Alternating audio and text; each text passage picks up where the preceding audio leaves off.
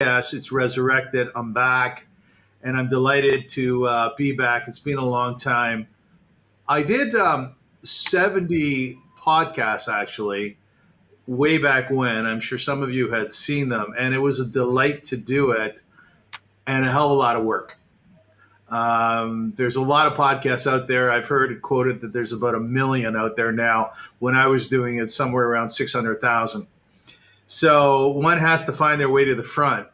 And I'm not sure that I did that so well, but I certainly enjoyed it. And I think we got a lot of traction in terms of finding out who people are. The idea of my podcast has always been and continues to be to talk to what we would call regular folks, individuals who are living a life that one might call normal, average. I've interviewed stars, but quite frankly, I don't enjoy it near as much as I do interviewing people. Oh, I just interviewed a waitress, a server, Dodie, who works across the street here at Wimpy's.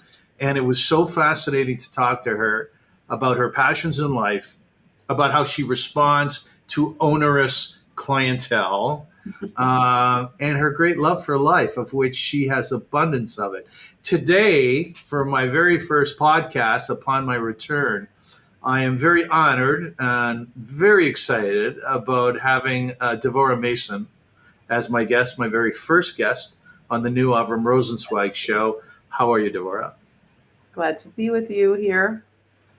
I'm delighted to have you. Devora is my niece. Now, let me give everybody some context here. I have 4 siblings, 4 sisters, one of whom passed away, Naomi, who should rest in peace. My eldest sister, Etty, has 6 children. Her eldest is Miriam. Miriam has 4 kids in the army.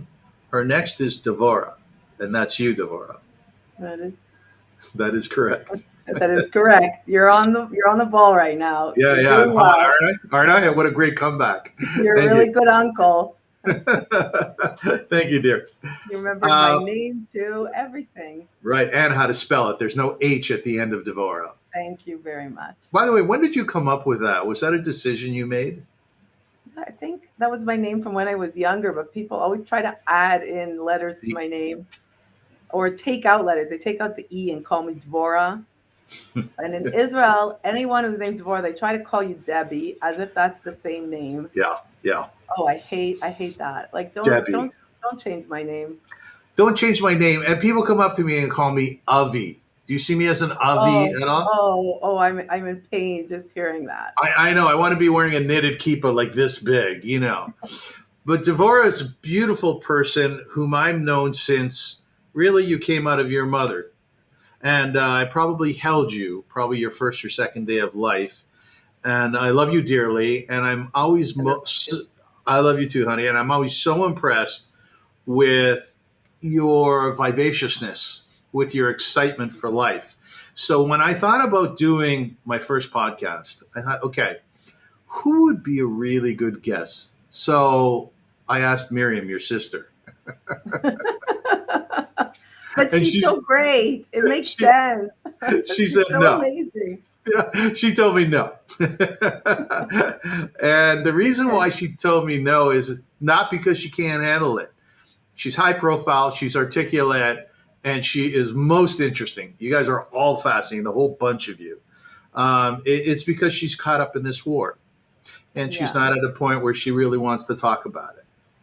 Right? Yeah, I get that. And, she's not a person who talks a lot about how she's feeling or, things she's going through. I call her every day and talk to her and check in and whatever. I even sometimes by mistake when I call her, I'll be like, oh, hey, by mistake I called you because you were already in my list of calls I've made recently. So, I get that. And it's really stressful. I don't know if every day I would have been able to do this. Like some days I'm in better shape than others. With the hostage releases, I haven't really slept in a few days. So I did feel a little bit worn out, but I really feel this is so important to do because people want to see faces on the ground. Well, I'm in Jerusalem right now, but, and hear what people, like you said, everyday people, I'm not too schmancy, but everyday people who are going through these times in Israel, what we're experiencing and what we're doing. Yeah, so that's my first question. Really, is like, which you basically answered very well. There are days where you just simply could not do this, right? Yeah, there's some days where I couldn't do it. My kids are used to me being very like upbeat and supportive and so on. In those days, they don't really know how to respond. They're not used to seeing me like that when I'm really down and out, because it's super overwhelming. It's all encompassing in our lives, and we all know someone. We know someone who was taken hostage. We know someone who was killed. We've been to funerals. We know people who are in reserves who our family is basically on their own, waiting for them to come back. Women, children who aren't in the reserves, or women who are, and then their family is also waiting for them. It's everyone knows someone. It's a very first degree of separation country. Yes. And is it okay to cry in front of your children nowadays? Yes, but then they usually end up going to their dad because they're just like, okay, mom, you probably need space. They don't really like. It's difficult. It's difficult. There's no solution. There's no there's no reassurance. There's no feeling. When you're really upset, about what's going on, you can't do much. Um, and then nobody can really talk you off of that. I think one of the things I try to do is really limit my exposure to the news. Like I work a lot during the day, and then maybe sometimes at night I'll allow myself to look a little bit and see what's happening. I know there are people who are 24 hours in front of the news. It's very emotionally taxing. I don't think that I could do that. The first week of the war, we were just all plugged in. None of us were doing anything except for just being plugged in. One of the things that happened was that during that first week, I was not really I couldn't figure out what to do, and I'm a doer, so I want things to happen. I want to do things. I want to start to help out. And then just by chance, a friend of mine asked me if I knew how to get some vests for a unit, some protective vests. And then I started to look into things. And once I started to look into things, I started to realize what there was, what the need was, and who was trying to fill the need, and Yes. how I could also help out. And so the first week, and I told you, I work in a venture capital firm here in Jerusalem. The first week, I made sure that we kept up and did a whole day of investor calls to connect with our investors and tell them what's happening on the ground. Let them see faces, let them hear our voices, and let them hear what's going on. But then soon after, I also started to do other work. I'm very involved in economic development here in Israel, in the northern region of the country, and through Margalit Startup City, which is the economic development arm of JVP. And we started to look at the task forces there and what they needed, and the families who had been evacuated, how they were managing what they needed. We have women entrepreneur networks. How are these women managing? Used to running a business, now they're basically in hotels with their kids, trying to figure out how to even manage out of their homes. So there's so many things happening. And so once I had kicked into action, or I should say jump started myself after the trauma of October 7th, then I could start to pick up my pace, and from there and on, I've just been doing things nonstop, and I haven't, I just keep going, uh, which has been very, very good for me emotionally, and also just seeing that I can, I'm not a soldier, so I can't do anything on the front. I'm not a politician. I'm not going to do negotiations. But what my strength is to keep the economy strong, to keep working towards, maintaining at least maintaining the status quo, so that the day after, quote unquote, will besides the destruction and the loss, there will be a very strong foundation of support for us to kick off from, and companies and so on. Devora, you're a mother of five. I am. You're a single mother of five. I am. You have a child right now who is in the army, right? Yeah. Yeah. So he's my third. My second son. My daughter's the oldest. She's passed her army service, and my second son has also passed his army service. My third, he was in basic training, and he was in an anti-terror unit. and he went to a course for a combat medic course. And when he finished the combat medic course, he actually realized that he loved being a medic. He didn't love combat as much. And now he's working with a unit, helping them to look after their mental and physical health um, through just supporting them, this unit, when they're fighting and so on, not waiting for problems to come up, but actually supporting them and being aware of what's happening. And actually, of course, because that's the person I have, I helped them build a program for this unit in the Army, which is a pilot that, if it works well, which I would love if it would work, it could be used in other units across the Army. So essentially, I built a whole project, with him about, mental, physical, dental health, how to do checkups, how to look after the soldiers, and building that type of a proactive, ongoing relationship with the soldiers, so that they don't just come to you in the end with like foot fungus from their boots. Like, that's not when you want to meet the soldier. Yes. You want them or to, anybody for that matter with foot fungus. well, right? yeah, maybe. I figure teach them even proper foot hygiene, which is a really tough thing to do, and you're wearing boots for weeks on it. Okay, we get that, but everything that they have that they need, there should be a proactive way to deal with it, and the Army isn't a proactive medical system.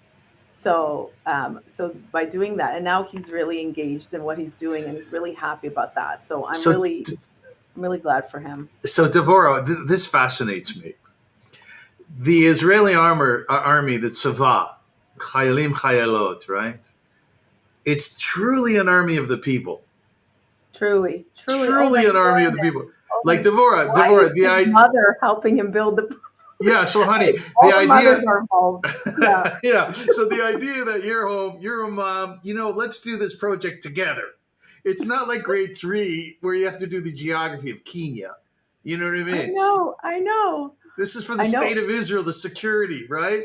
And I look at the Chayalim and the Chayalot, the soldiers, female and male, and the female soldiers are doing unbelievable stuff. Wow. They're actually fighting, right? But my point is, and I want you to talk to this, is that they're so young. They're so young. But wait, we need to focus on the women for 1 second. Yeah, let's do that. I must. I'm just so amazed. First of all, there were many women who were true heroines in the whole story of the initial, of the October 7th massacre. I mean, really unbelievable women who fought and saved, their communities, their kibbutz, who are, medics and pilots. And I don't know if you noticed, but the first helicopter transit that took the first round of hostages, one of the pilots was a woman. And, it's such a big deal in the American Army when women, got these roles and they have to fight like a man. But I feel like the Israeli Army really gives women a place to be women and soldiers. And they're unbelievable. Like, there's not even a question anymore, even if it was ever on the table, whether women can be combat soldiers, because they can be, and they are, and they're good at it. And I'm just amazed by the women. I think it's really, Israel is such an example to the heroic feminism that exists here.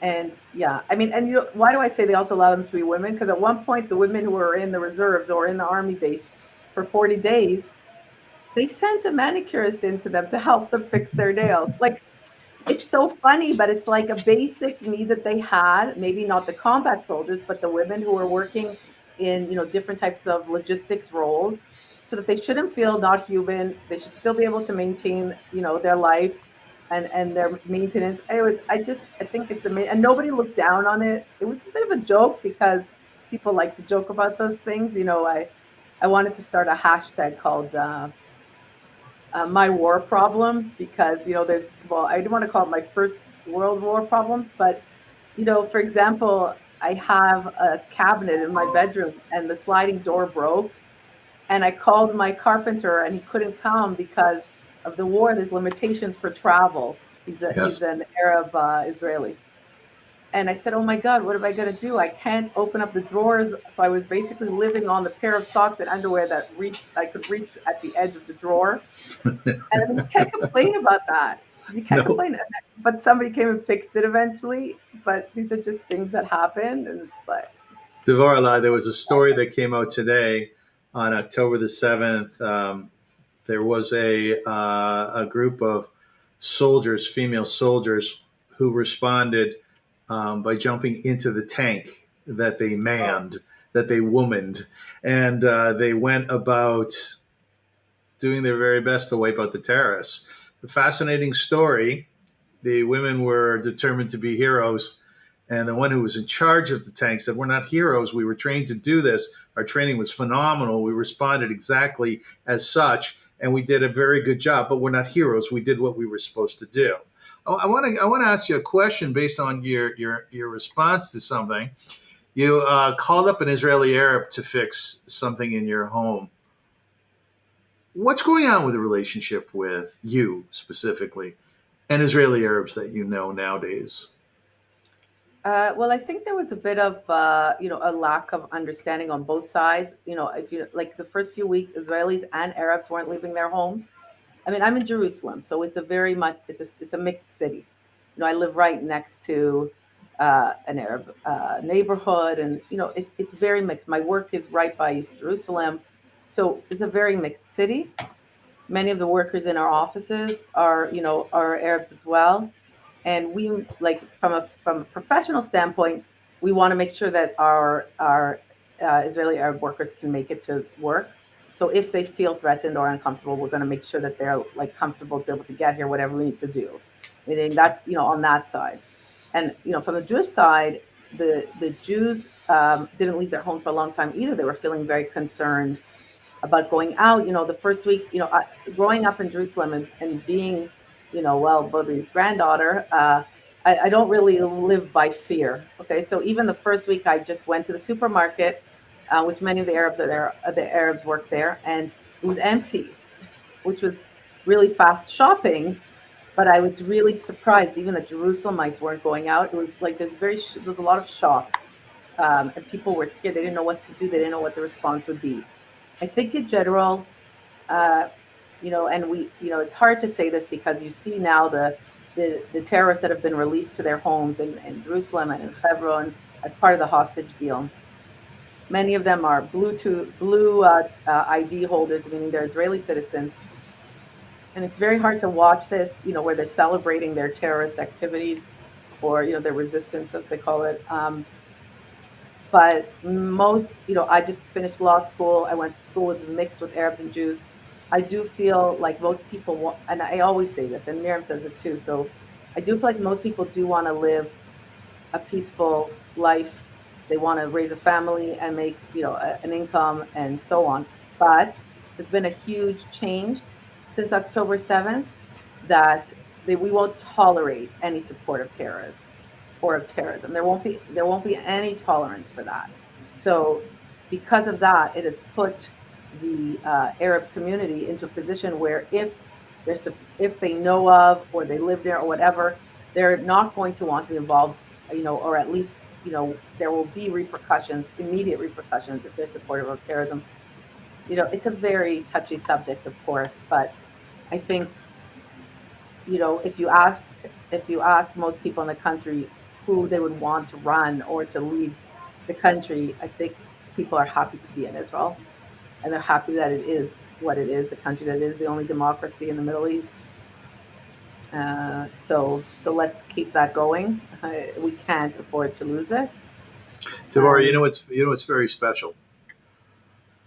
You have five siblings yourself. Your mom and dad, all beautiful people, wonderful people who are accomplishing things in their own right. Your youngest sister Rachel just became a hostess. What do they call them now on airplanes? Not, a flight attendant. flight attendant. There we are. I know. I'm very old school. On El Al, and that's so exciting to all of us. Where were you Yeah, today, Rachel? Oh yeah, I was in New York. I love yeah, that. yeah, But the yeah. political landscape of your family is not unanimous. Yet the love between your family is something which is so inspiring to us here in the diaspora, our family here. How do you get past the political differences? Um, Well, you have to really believe that it's family before everything else. And truthfully, like really, we all feel that way. Our family, we put everyone before everyone else, and we have to find ways to adapt, or be able to be tolerant of whatever it is that the other one feels or does or believes. I mean, look, it's not only political, Avram, and you know. Uh, so about 2 weeks ago, my sister Tifara, her daughter, got married. It was a very difficult week of fighting in Israel, and I had a very hard time finding the Zeitfleisch, just to be able to go to a wedding and dance and make the bride happy. I took the day off work just to recover and rest so that I'd have the energy. The wedding itself, it was an ultra Orthodox wedding. There was It a was lot of Breslov. It was a dress Breslover up, wedding. yeah. And you go into this wedding, and it's difficult because many people who are attending, because we come from a different, from a background of, let's say, of Zionistic, Orthodox, or a Zionistic secular, and many of the people in that room are not serving in the army, and that's always something that's on the table in Israel. It's always a point of contention. But you come in and everyone is celebrating together. It's really beautiful. It's a really beautiful wedding. You're so happy for the bride and groom. Like, you just, especially during these times, you just hope and pray in your heart that they'll have happiness and peacefulness and build, a wonderful home and a family together. Like, it's all that you care about. You just hope and pray for them, and you just wish the best. And then I was sitting at a table with many of my dad's friends, and many people also from Canada, from Toronto. And I was sitting next to my cousin Leora Levinstein, and we were talking. And I said to her, "Where are your kids?" Because that's the question mothers ask each other at this time. Where are your kids? She says, "Well, this and that, and this one that, and the son-in-law's there, and so on and so forth." And then she got to her youngest son, Yonadav. Said, "Where's Yonadav?" And she said, "He's in Gaza." She looked very worried. It was very hard for her to be like samach, to be happy. It was very difficult. I said, "Oh, that must be really difficult," and whatever. The wedding finished. We went home, and we found out the next day that Yonadav was killed that day in Gaza. My dad had gone for the Shabbat to celebrate, the Sheva Brachot.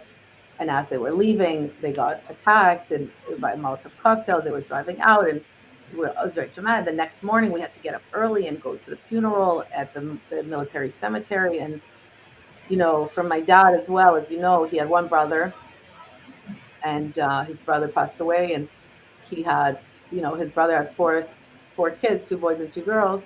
Um, One of his oldest son was Yonadav's father, who had passed away a couple of years ago. So for my father, losing his brother and then losing his nephew and then losing his great nephew, my father felt like he had lost someone from every generation, and he was not okay, and all of us were not okay. But it was so I decided to sit next to him at the funeral, and I sat next between him and Ma, and it was like the worst funeral ever. Like, and I kept thinking to myself, there's 1,400 families in Israel doing these types of funerals, and they're terrible. It's just terrible. And even the soldiers who stand, they stand at Dome. They stand like next to the grave throughout the whole. They had to keep bringing them water because they were themselves from his unit having a hard time standing through the funeral. I couldn't go back to work the next week, and I just ended up taking that week to go to the Shiva and to recover and so on. And we were supposed to have a Shiva brachot.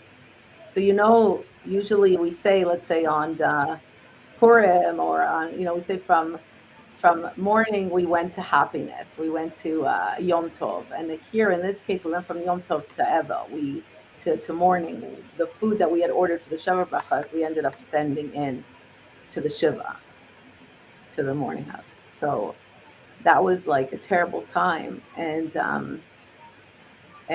I think we're all just trying to come to terms with it.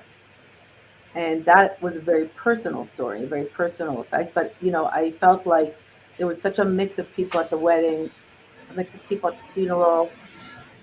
the political and religious affiliations of people in Israel right now matter much less. I don't know if you heard about the story of these two amazing brothers from I think from Elon Shvut, who went in on October 7th to rescue people from near Oz, and they they were religious. You know, one of them were killed while they were rescuing them.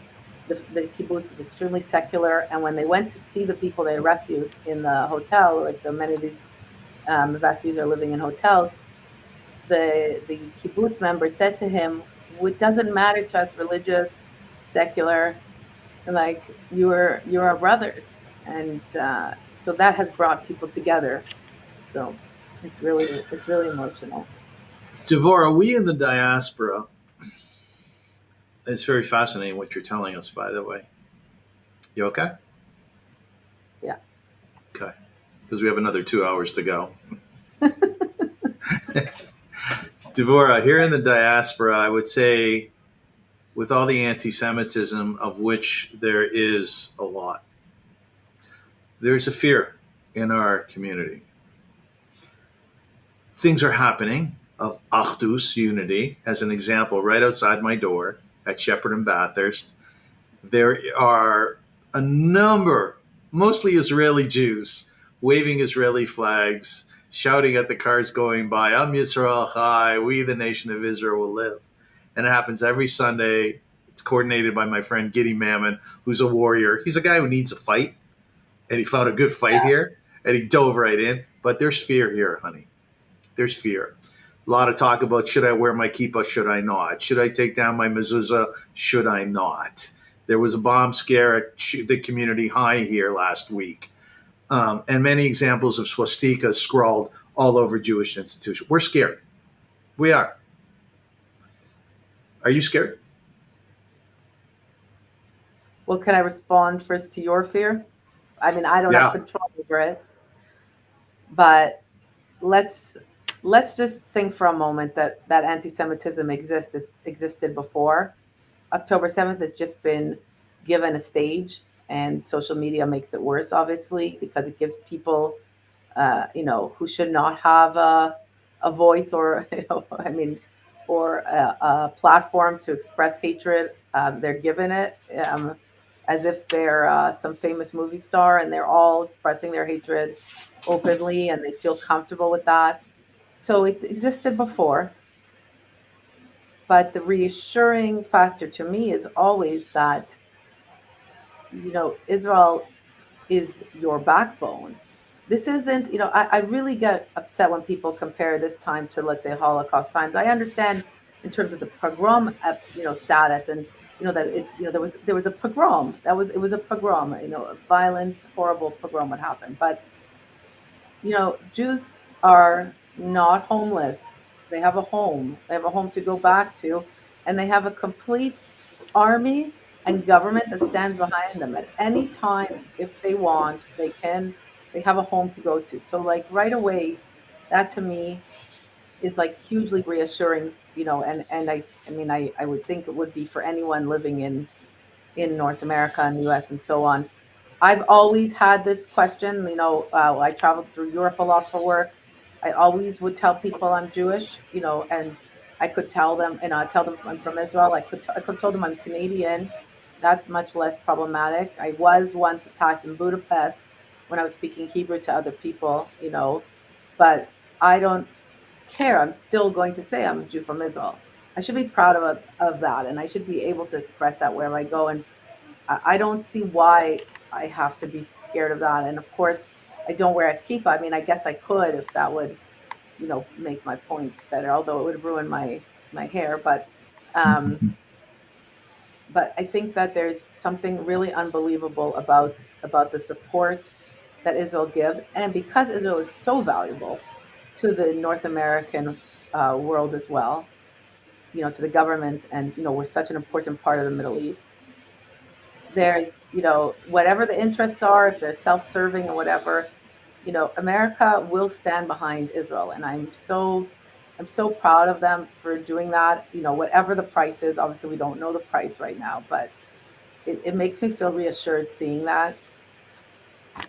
I think all of the other stuff, you know, when it comes to the enemy within, you know, all of these countries have allowed terrorism to flourish within their countries without any limitations, you know, the freedom of speech and, you know, freedom of movement and so on. But hate crimes are, they impede on the freedom of other people, and that's not okay. And Right. as long as you're hurting other people, it's not okay. And, you know, if you want to yell at the, you know, yell out your hate, or, you know, your hatred in your basement on your own, you know, go for it. That's what freedom is about. It's not about hurting other people. And, you know, if this hatred isn't resolved, you know, the American the American culture is built on Judeo-Christian ethics. The Western culture, people say Western culture, Western culture. Western culture is also based on the concept of personal responsibility for my actions. You know, not blaming a situation or not blaming, you know, other people. You're personally responsible for your actions. And the government has to take control and make their citizens feel safe. And I don't know what it's like right now in Canada. I haven't been following it as much as I do with US. I'm traveling to Denver next week. Um, you know, I feel comfortable going to the US. And I will come to Canada as well. Don't worry. Okay, this time we'll see one another. I know. I couldn't believe I was sure you know I was there. I was like, You were you down must the be block, so busy, so down the busy. block. Well, I won't miss you this time. Devora, you have a brother who lives in Houston. Yeah. You have a sister who lives in the northern part of Israel in Haifa, her and her husband and two kids. Um, your family's a bit spread around, but I guess the core of them are closer to Jerusalem and or in Jerusalem. So community and family are a huge, huge part of responding to this war, of responding to one's life in Israel. And then, as I said before, you have, thank God, you have five beautiful kids. And Yeah. they tell us their age ranges. My daughter, Yael, is 24. My son is 22, Aaron, and then Shmuel is just turned 20. And Binyamin is 17. And Tovia, my baby, is 14. So I'm delighted that my son, Noah, who's 17, is friends with your son. And they And kind of, I think I think Binyamin and I might come for Pesach this year. So they'll get a chance to chill and hang out. yeah. And you know what? The sort of the common denominator that they're actualizing is their great love of music. Oh, totally. I see them talking. I have no idea what they're talking about, but they know it. So that's good. Yeah, because we're not rappers, dear. Oh, We're not rappers, right? You and I. No, we're rock and well, rollers. it's never too late to learn. But let me ask you this question. Your youngest is 14. So he still looks to you more so for your advice, for your ideas, more so than your eldest or your older ones. That's just life. That's kids. Thank No, God they grow. They're all no, looking they to you. don't. Okay. Oh, okay. I don't know where you came up with that idea. Is that wrong? Am I off on that? I mean, I'm sorry. Didn't you always turn to your mother for ideas and the guidance and support? Oh yeah, she's gone now, and I still ask her for advice. I go, Mom, what do you Well, think about the shirt? You know. But let me ask you this question: how do you, and perhaps you in a broader sense of you, Israeli parents, what do you tell your kids about October 7th, especially your little ones? I don't have to say so much because they're all very involved and they know what's happening. Um, I'm so Zionistic that they know how much I support our living in Israel. Like many people left the country when the war started because it was scary for them and they needed to get out. And they went to to either they went to the U.S. or to Canada, which to me is scarier. But okay, like leaving Israel during this time, I didn't see the point. But people do it and left to Europe. And at one point, I said to my kids, "I want you all to get together your passports and your birth certificates." And they were freaking out. They're like, "What? Why do we need them? Where are we going?" Like they for a second thought that maybe I had like fallen off, like off my rockers. Like they didn't know what I was talking about. They thought I would want them to leave. And I said to them, no, we just need to put all of our valuable documents into the protected room, like the shelter, because they told you to put them in so that they don't get destroyed if something were to happen, if you get hit by a rocket. And then like they were really upset at me for a day for asking them to get all our documents together, thinking that like I was going to get us to leave Israel. So my huge support and love for Israel, I have really really deep faith, which I hope will stand true and will stand the test of time through this entire period of the war. I think that that's really, that's really important to them. They look at me for that. They look to me for that. And I don't, the last time I was in Toronto, which we didn't get to see each other, I came back to Israel on October 5th. And I thought I would rest and so on. And October 6th was Friday night. I was sleeping. Well, I wasn't sleeping. I was jet lagged. I'm up all night trying to fall asleep.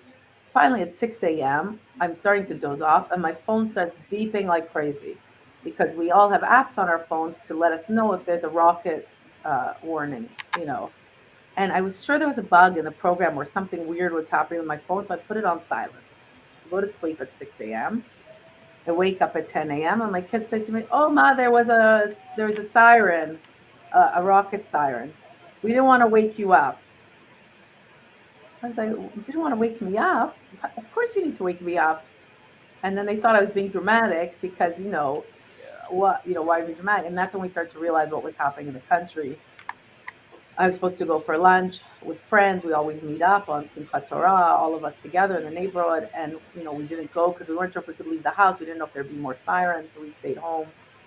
So they kind of know what's happening. My little son, his teacher was called up to reserves the first day of the war, and they haven't had a teacher since then. So he hasn't been learning, and he's been, kind of with like a little bit of I decided maybe I'll teach him about entrepreneurship until his teacher comes back. Binyamin's principal was killed, right? Binyamin's principal was killed, yeah, a week after Yonadav's funeral. Well, after the Shiva. And I couldn't go to the funeral. That's another thing. I'd been already to 5 funerals. Someone from my law school, Miriam's oldest Sion, his mifaked, his officer. Someone from Efrat, where I used to live, their son. And we went, and then they couldn't identify him until the funeral was postponed, and terrible things the families went through.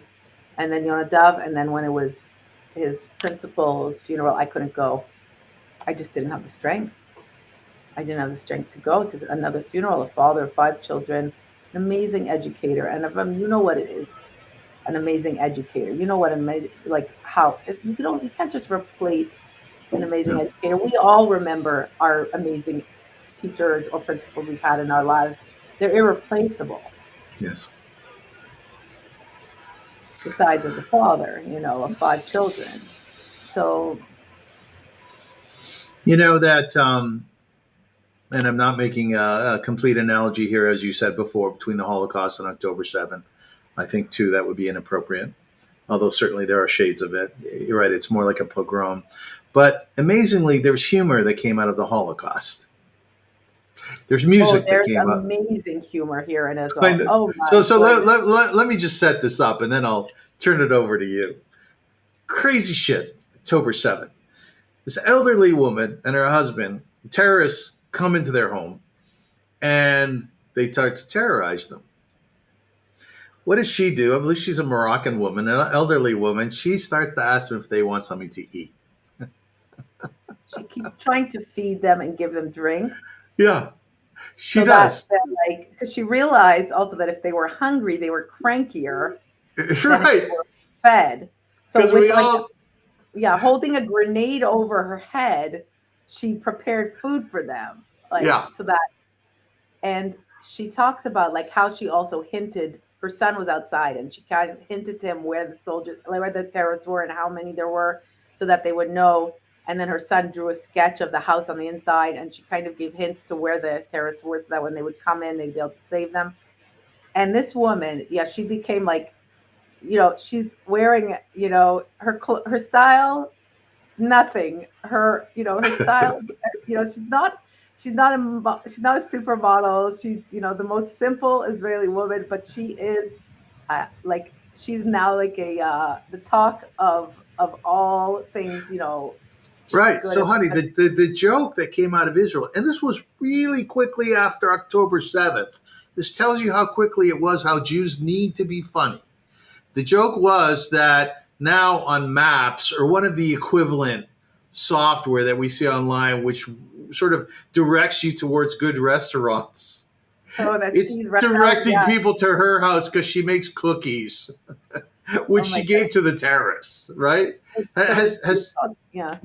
Has humor played a role in your life since Well, October definitely. But I 7th? just want to say about that, after that happened and she was given, even she would met Biden. I think she even hugged Biden.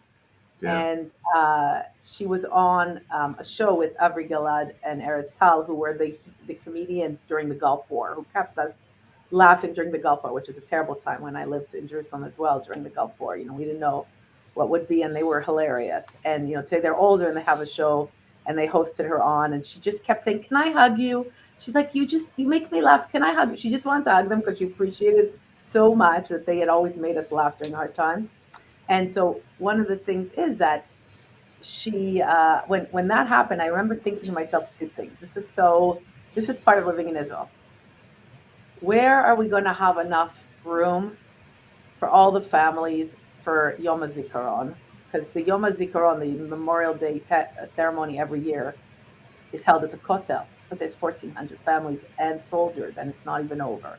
Where are they going to do The Wailing Wall, the Western Wall. Wailing Wall. Where are they going to do the ceremony? How are they going to fit everybody in? This is so distressing beyond belief. And then soon following Yom HaZikaron, Memorial Day, is Independence Day, and then they have very special people light torches every year as an honor. Really unbelievable people. One year, the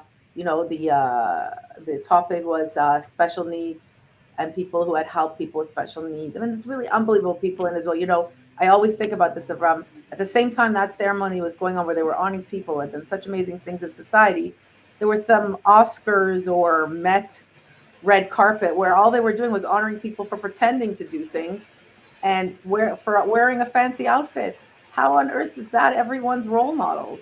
These role models who light the torches on Yom Ha'atzmaut are unbelievable people who have done so many things. I remember one woman who lit a torch.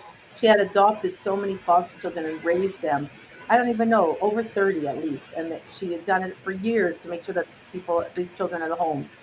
I just think, when it comes to lighting the torches, I will be fascinated to see who gets to light the torches this year, because there have been so many heroes, Druzi, Arab, Jewish, women, you know, uh, of all ages, people who are, I think there was like some 90-year-old guy who refused to ever retire from the army, put on a uniform Yeah, and went out, I right? saw him. I saw him. Like, he needs to light a torch, at least let him light a torch. He's fighting still.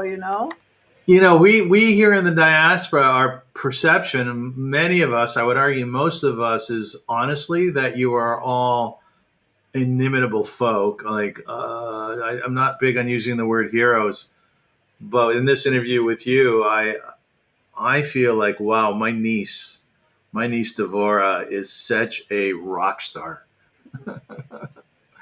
You are. My uncle, of course you think so. No, honey, I'm telling you, we look at our Israeli brothers and sisters and we see their courage and we hear the stories and we even see the coordination of receiving back the hostages. It is impeccable. It is so well organized and coordinated, like the IDF. Yet, as I said before, the IDF is it's an army of the people. There's input from each and every individual. That's not something that we experience here in Canada or in the diaspora. You are by definition a family in Israel, by definition. And that is something which is hugely inspiring to us. I want to ask you just a couple more questions. Your mother and father, whom I do my best to speak with on FaceTime at least once a week, sometimes twice a week, and we have a WhatsApp, family WhatsApp. Yeah, I'm old fashioned, I told you. And one of the things that really strikes me is their strength. My sister Etty, my eldest sister Etty, as you said before, they were coming from a Sheva Brachos, a celebration of their daughter's wedding. And on the road home, the other daughter, Rachel, was driving, your sister, and they were firebombed. They got out of the car and they did what they were trained to do, got back in the car, took off. Apparently Rachel was driving, and they did so with obviously great, speed and resolve and focus. But the thing that really strikes me is when I speak to your mom in particular, your father's a bit more quiet, how strong she is, knowing that so much of the world is now in the process of hating us as Jews. And I would not say all of the world. I think we have many friends, and I think we have to celebrate and embrace our friends. But there are a lot of people who are very vile nowadays, and I see them on TikTok and other social media outlets, on TV. Placards at the rallies here are absolutely vile. But your mom, she laughs. She tells me about what she's cooking for you guys, because we always talk about food. I love what she makes for you guys. Unbelievable, and professional stuff. She's incredible. And your dad is right there next to her. As I said, a little bit quieter, but he expresses that strength. Damn hard to be hated, man. It's hard to be hated. How do you deal with that? Are you your mother's daughter? Well, I think my and dad really are a support to each other. Like, I Yeah. bless them till 120. Like, they really are. So that's really amazing. And like, I think that, like, that also helps us as siblings, feel reassured knowing they have each other. Like, it's a really big deal. Um, how do I feel about being hated? Well, I'm allowed to swear. Yeah, it's a podcast. Swear away. Oh, okay. Fuck everybody who hates us. Who the fuck cares? No, I seriously, come on. What are we, such pathetic Jews living like, that we have to care? What the fuck? No, seriously, can everybody just calm themselves? It really does, like, really, truly, I want you to know, every time I travel to the US or to, or to do fundraising for Israel and so on, I am so reassured by the amount of people who love us. Yes. And good people who also recognize the right for Israel's existence, the problematic nature of hate crimes and hate talk, and how skewed the media has become.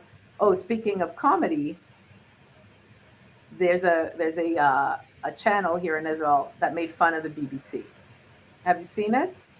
No, but that's good to make fun of the BBC. I like that. Yeah. And the BBC. I did. A man and a woman when they're talking as though they're British. They discussed the clip. I saw it. They discussed the clip.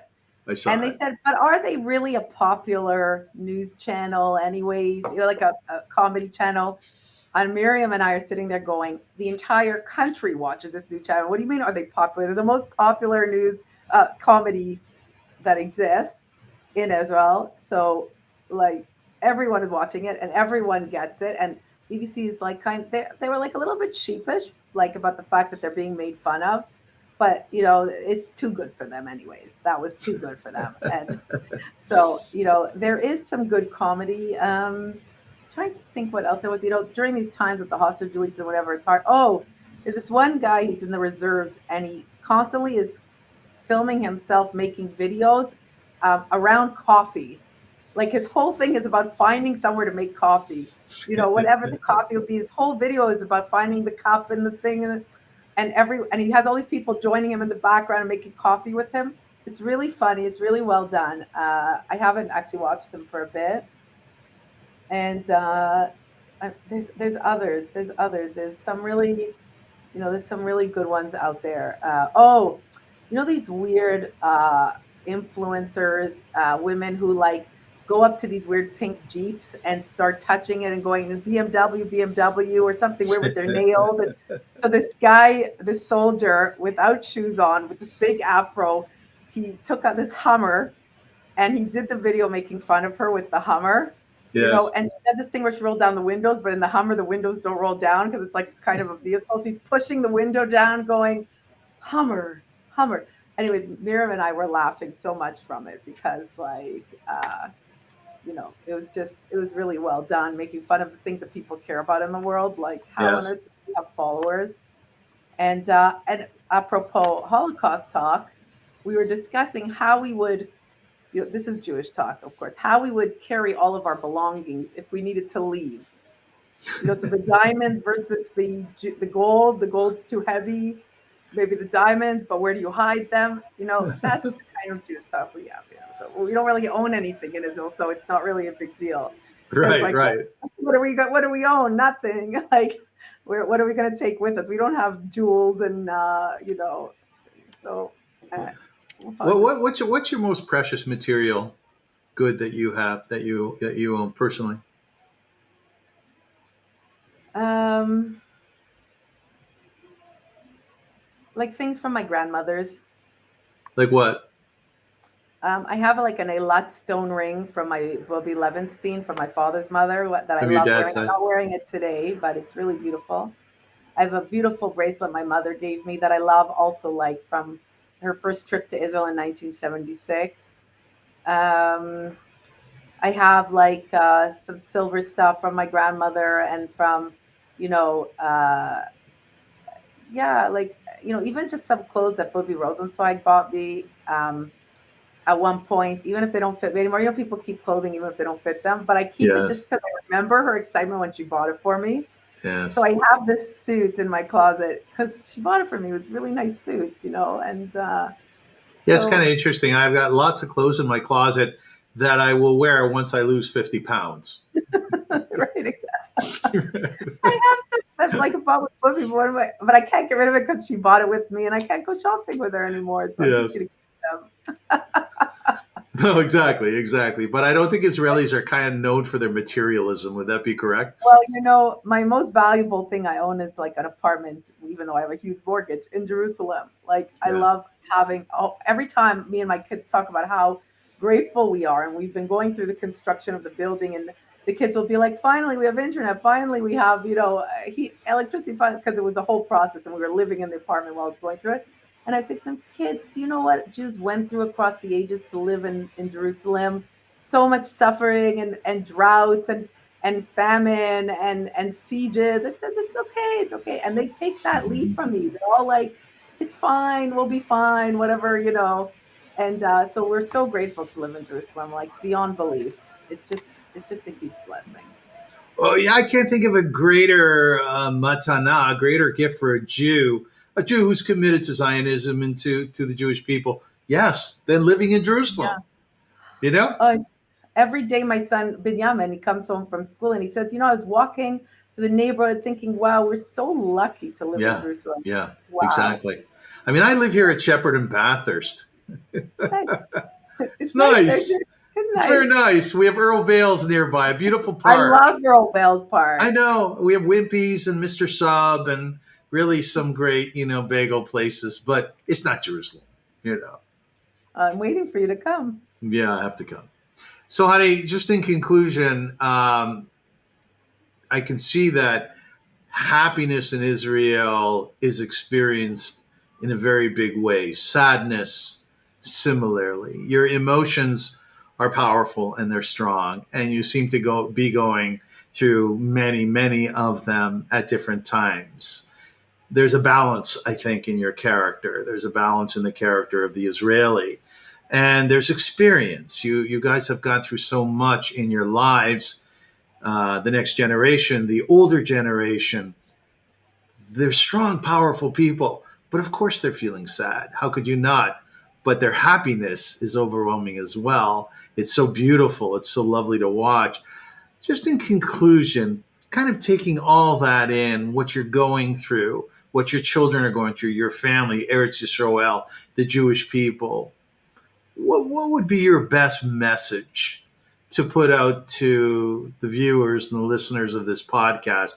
My very first Avrum Rosensweig Show podcast in a while. Little pitch there, right? To give us strength. What would be your message to us, honey?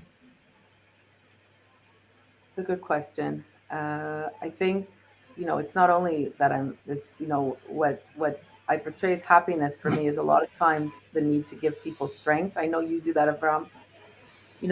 Whatever we're going through, you go out and you smile at people and you give them the support and the love, that they don't see from a lot of people. I take a lesson from you when I'm walking around the neighborhood. I say hello to people, older people who have come out to sit in the sunshine with their caregiver. I say hello to the caregiver, ask them how they're doing. Sometimes they're invisible to other people. really important to just always say hello. I'm walking on the track, saying hello to people, good morning, or Shabbat Shalom, or those types of things. Uh, Remembering firstly that every that there are people around you. That everyone is a person. I think it's so important to notice the people around you who need a bit of compassion, love, happiness, a smile, a good morning during this time, because it's so difficult. It's so difficult to be okay. And I would say that my overall feeling in myself is a sense of mission, a sense of purpose. And part of that is that I need to feel, and I think that people need to feel as well, that they're part of what's happening in Israel. And like I said, I'm not a soldier. I can fight. I can help with economic development. I can help with helping startups to, fund it. I can help with bringing money to Israel. Everyone should think also about what they can do to make a difference. And if it's money, then give money, but be a responsible giver. Many of the large organizations today are holding tens of millions of cash balances. The money isn't necessarily going to help the people who are in need. And I don't want to, we didn't have a chance to talk about it, but I get a lot of stories about people asking for basic things. Why aren't those needs covered if $1 billion was raised for Israel in the last month? Why are people still asking for simple needs that they don't have covered? So be a responsible giver. Like, think about where you're giving, make sure you know where you're giving and who you're giving to. Yes. And I'm always happy to help people understand.